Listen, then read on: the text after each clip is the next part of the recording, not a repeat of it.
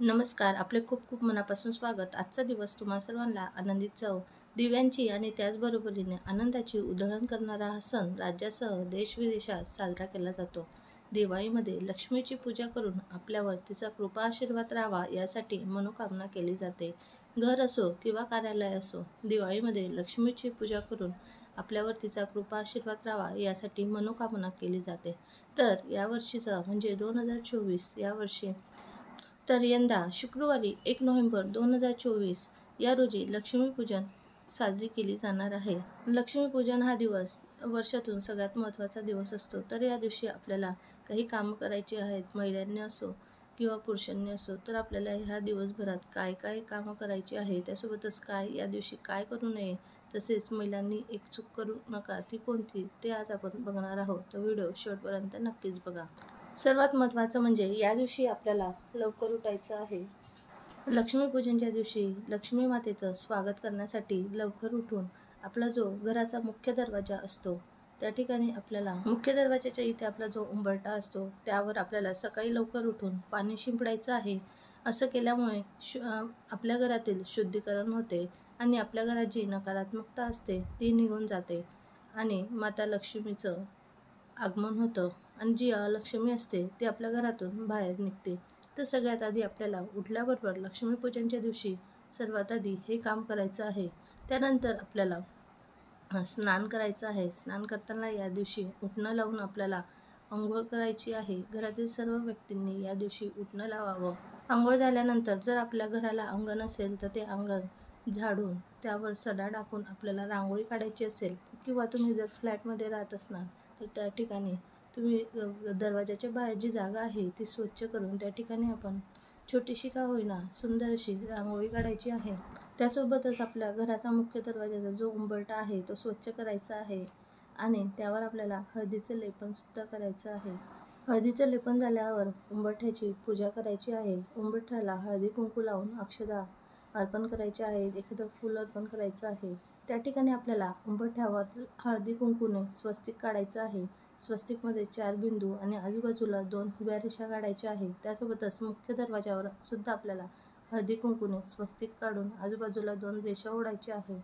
स्वस्तिक काढणे खूप महत्त्वाचे असते कारण की स्वस्तिक हे मांगल्याचे प्रतीक असते. माता लक्ष्मी स्वस्तिक काढल्यामुळे घरात आकर्षित होते. यामुळे आपल्याला मुख्य दरवाजावर तसेच उंबरठ्यावर सुद्धा लक्ष्मीपूजनच्या दिवशी सकाळी स्वस्तिक काढायचं आहे. नंतर याच दिवशी आपल्याला गॅससुद्धा स्वच्छ करायचा आहे. ज्या ठिकाणी आपण स्वयंपाक करतो तो गॅस ओटा व्यवस्थित पाण्याने स्वच्छ करून त्या ठिकाणी सुद्धा आपल्याला गॅसची पूजा करून गॅसला हळद कुंकू अक्षता अर्पण करून फूल व्हायचं आहे. त्यासोबतच आपली तिजोरीचं जे ठिकाण आहे त्या ठिकाणी सुद्धा स्वस्तिक काढायचं आहे आणि आपल्या देवघराच्या ठिकाणी सुद्धा आपल्याला एक हळदी कुंकूने स्वस्तिक काढायचं आहे. स्वस्तिक हे गणपती बाप्पांचे प्रतीक मानले जाते. स्वस्तिक चिन्हामुळे घरात सकारात्मक ऊर्जेचा संचार होतो, सुख समृद्धी वृद्धी होते असे सांगितले जाते आणि स्वस्तिक काढणे खूप महत्त्वाचे असते.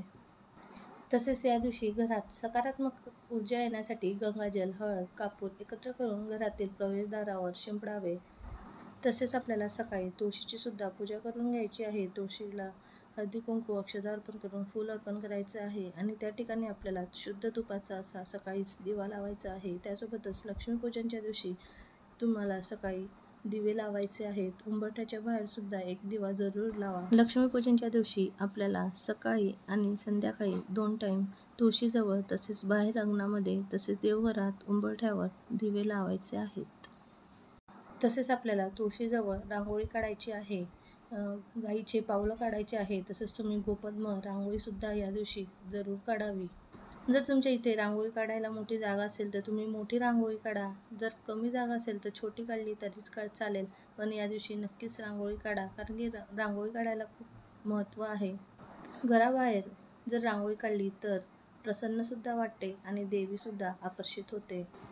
तसेच या दिवशी सकाळी आपल्याला स्नान वगैरे झाल्यानंतर सूर्याला अर्घ्यसुद्धा द्यायचं आहे. तर तांब्याच्या पाण्यामध्ये हळद, कुंकू, फूल, अक्षता टाकून आपल्याला सूर्याला अर्घ्य द्यायचं आहे कारण की सूर्यामुळे आपल्या जीवनात प्रकाश निर्माण होतो. तसेच या दिवशी आपल्याला फरशी पुसताना पाण्यामध्ये खडे मीठ, गोमूत्र, गंगाजल, हळद किंवा कापूर हे टाकून आपल्याला फरची पुसायची आहे किंवा यापैकी एखादी वस्तू पाण्यामध्ये टाकून सुद्धा फरची पुसली तरी चालेल. पण यामधील एखादी वस्तू तुम्ही नक्कीच टाका आणि या दिवशी लक्ष्मीपूजनच्या दिवशी आपली फरची पुसायची आहे. यामुळे आपल्या घरातील जी नकारात्मकता असते ती निघून जाते. तसेच सकाळी आपल्याला देवांची आंघोळ घालायची आहे, त्यांची पूजा करून त्यांना अक्षता फूल अर्पण करायचे आहे, दिवा अगरबत्ती लावायचा आहे आणि लक्ष्मीपूजनच्या दिवशी आपल्या घरामध्ये सकारात्मकता कशी टिकून राहील याची काळजी घ्यायची आहे. या दिवशी तुम्ही दिवसभर मंत्र स्तोत्र हे यूट्यूबवर किंवा टीव्हीवर लावून ठेवू शकतात. या दिवशी घरात शांतता, आनंदमय व मंगलमय वातावरण असणे आवश्यक आहे. या दिवशी घरामध्ये कटकट, भांडण वगैरे करू नका. सर्वात पहिले म्हणजे सकाळीच आपलं घर पूर्ण स्वच्छ करा. जर घरामध्ये जाळं आलेलं असेल, धूळ जमा झालेली असेल, कचरा असेल तर तो लगेच बाहेर काढायचा आहे. आणि त्यानंतर घरामध्ये गोमूत्र आपल्याला शिंपडायचं आहे. माता लक्ष्मीला स्वच्छता अत्यंत प्रिय असते. जिथे स्वच्छता असते तिथेच माता लक्ष्मीचा वास असतो आणि ज्या ठिकाणी अस्वच्छता असते तिथे अलक्ष्मी वास करते. त्यामुळे आपल्याला लक्ष्मीपूजनच्या दिवशी संपूर्ण घर स्वच्छ करायचं आहे. तसेच या दिवशी आपल्याला लक्ष्मीपूजनच्या दिवशी संपूर्ण दिवसभर दारं खिडक्या उघडे ठेवायचे आहे. रात्री 12 वाजेपर्यंत तर तुम्ही जरूर दारं खिडक्या उघडे ठेवा. तसेच लक्ष्मीपूजनच्या दिवशी आपल्याला सकाळी झेंडूंची व आंब्याची तोरणं लावायची आहे. दरवाजावर स्वस्तिक काढायचे आहे. झेंडूंची फुलं आणि आंब्याची पानं याला खूप महत्त्व असतं. त्यामुळे जरी तुम्ही दुसरे तोरण लावले तरी तुम्हाला झेंडूंच्या फुलांचं आणि आंब्याच्या पानाचं तोरण आवर्जून लावायचं आहे. तुमच्या घरात जेवढे दरवाजे आहेत त्या ठिकाणी लावू शकतात किंवा तुम्हाला जर जमलं नाही तर मुख्य दरवाजावर तुम्ही नक्कीच प्रवेशद्वारावर आंब्याची पाने आणि झेंडूंची फुलं यांचं असलेलं तोरण आवर्जून लावावा. तोरण लावणे या दिवशी खूप अत्यंत महत्त्वाचं आहे. त्यामुळे तुम्ही तसेच आपल्याकडे जे वाहन असतात, गाड्या, सायकल, तुमच्याकडे जे असतील ते वाहन त्यांची सुद्धा आपल्याला हळदी कुंकू अक्षता फूल अर्पण करून पूजा करायची आहे आणि त्यांना सुद्धा आंब्याची पाने आणि झेंडूंच्या फुलांचा हार घालायचा आहे. तसेच संध्याकाळी लक्ष्मीपूजनची मांडणी केल्यानंतर आपल्याला ज्या ठिकाणी आपले तुळशी वृंदावन आहे त्या ठिकाणापासून आपण ज्या ठिकाणी लक्ष्मीपूजनची मांडणी केली आहे त्या ठिकाणापर्यंत आपल्याला लक्ष्मींची पावलांची ठसे उमटवत आणायचे आहे. तुम्ही कुंकवाने हाताने ते ठसे उमटवू शकतात किंवा रांगोळीने सुद्धा लक्ष्मी पावलं काढू शकतात. रांगोळीने जर लक्ष्मी पावलं काढली तर त्यावर हळद कुंकू टाकायला विसरू नका. तुम्ही तुळशी वृंदावन कुठेही ठेवलेले असले तरी आपल्याला त्या दिवशी तुळशी वृंदावनपासून लक्ष्मीपूजनाची मांडणी केली आहे त्या ठिकाणापर्यंत आपल्याला लक्ष्मीची पावलं काढायची आहेत आणि त्यानंतरच आपल्याला लक्ष्मीपूजन करायचे आहे. तसेच या दिवशी सर्वात महत्त्वाची एक गोष्ट म्हणजे या दिवशी खूप स्त्रिया ही चूक करतात, ती म्हणजे संध्याकाळी झाडू मारतात. तर आपल्याला संध्याकाळी अजिबात झाडू मारायचं नाही. जर तुमच्याकडनं काही सांडलं गेलं असेल किंवा काही घाण झाली असेल तर ती तुम्ही हाताने साफ करा. पण लक्ष्मीपूजनच्या दिवशी संध्याकाळी 5 वाजेनंतर तुम्हाला झाडू मारायचा नाही आहे. जर तुम्हाला मारायचं असेल तर तुम्ही 5च्या आत झाडू मारून घेऊ शकतात, घर स्वच्छ करून पुसून घेऊ शकतात. पण 5 नंतर घरात झाडू मारायचा नाही आहे. लक्ष्मीपूजनची मांडणी केल्यानंतर अजिबात घरात झाडू मारू नका. तुम्ही आधी मारू शकतात. कारण या दिवशी आपल्या घरात लक्ष्मी येणार असते. त्यामुळे चुकूनही तुम्ही या दिवशी संध्याकाळी झाडू मारू नका. तर ही चूक खूप महिला करतात, तर तुम्ही या दिवशी चुकूनही अशी चूक करू नका.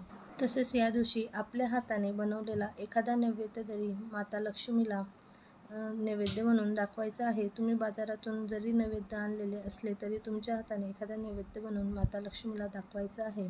त्यासोबतच माता लक्ष्मीची मूर्ती हसमुख स्वरूपाची असावीत आणि बसलेली माता लक्ष्मी असावी अशीच मूर्ती तुम्ही लक्ष्मीपूजनेसाठी वापरायची आहे. तसेच आपल्याला लक्ष्मीपूजनच्या दिवशी असे 1-2 दिवे लावायचे आहे. त्यामध्ये जास्तीचं तेल घालून हे दिवे रात्रभर तरी 12 वाजेपर्यंत तरी तेवत राहायला हवे. बाकीचे दिवे विझून गेले तरी चालतील, पण 1-2 दिवे तरी आपल्याला रात्रभर तेवत ठेवायचे आहे.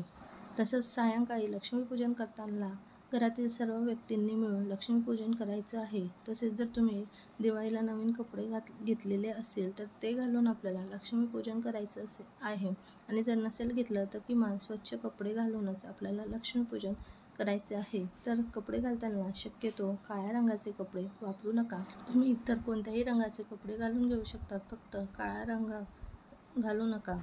तुम्ही या दिवशी लाल रंगाचे वस्त्र घालून पूजा करू शकतात. लाल रंग खूप शुभ असतो, उत्साही रंग त्याला मानले आहेत.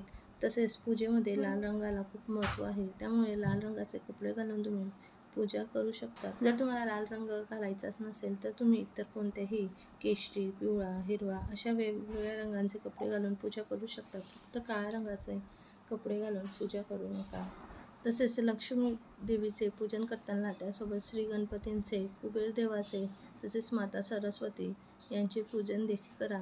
अशा प्रकारे आपल्याला लक्ष्मीपूजनच्या दिवशी या छोट्या छोट्या गोष्टी करायच्या आहेत.